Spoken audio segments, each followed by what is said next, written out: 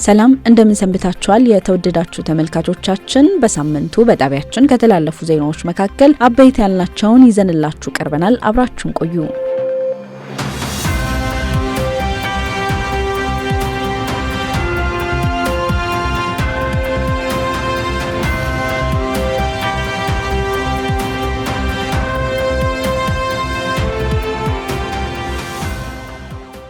የሆሳና ሀገረ ስብከት በሲኖዶሳዊነት ዙሪያ የተዘጋጀ አጠቃላይ ስልጠና መርሃ ግብር ሰኔ 30 ቀን 2018 ዓ.ም በሆሳና ቅዱስ ዮሴፍ ካቴድራል ተካሄደ። በዚህ ስልጠና ከሀገረ ስብከቱ ሁሉም ካህናት፣ ገዳማውያን፣ ደናግላንና ከ59 ቁምስናዎችና ሐዋርያዊ ዞናት የተወከሉ ወንድና ሴት ምእመናን ተወካዮች ተሳትፈዋል። ይህ ስልጠና ቤተ ክርስቲያን በህብረት በተሳትፎና በተልእኮ መንፈስ በአንድነት የምትጓዝበት የሲኖዶሳዊነት ጉዞ ለማጠናከር የተዘጋጀ ጠቃሚ የትግበራ መድረክ ነበር።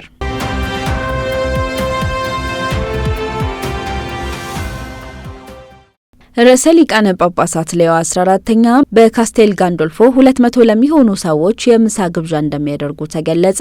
ርዕሰ ሊቃነ ጳጳሳት ሌዮ 14ኛ ሐምሌ 4 2018 ዓ.ም በካስቴል ጋንዶልፎ በሚገኘው የክረምት መኖሪያቸው ከተለያዩ የሮማ ሀገረ ስብከት የተውጣጡ ወደ 200 የሚጠጉ ድሆችን በምሳ ግብዣ ሊያስተናግዱ መሆናቸውን ቫቲካን አስታውቋል።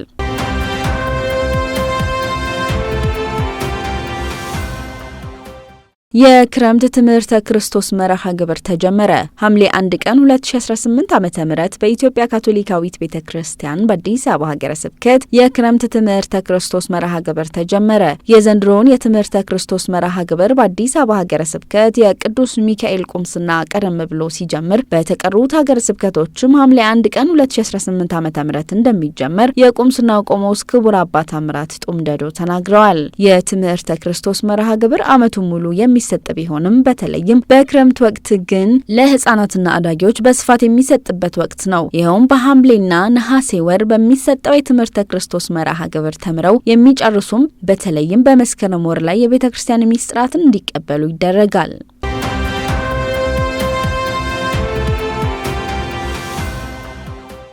አሜን ኢትዮጵያ መገናኛ ብዙሃን እንደ ህብረተሰባዊ ድልድይ በሚል መሪ ቃል አውደ ጥናት ተዘጋጀ።